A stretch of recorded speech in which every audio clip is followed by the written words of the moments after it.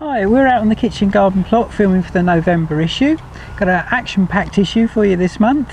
I've been talking about digging. It's coming up to digging time and buying digging spades and forks and what you should look for. Yeah, I've been writing about winter radishes, which is a great thing to have over winter when there's not a lot about. Plus we've been looking at bird feeders. And we've got a very interesting feature on making herbal teas.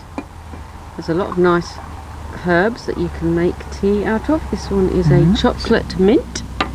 Very nice indeed. Very nice. And we've also got a feature on gardening. You're getting children involved in gardening, so that's a good feature too. And a very nice feature on crops for small gardens, small plots. So however small your plot, whether it's just a balcony, patio, whatever, no excuse not to grow a few veggies. So do join us.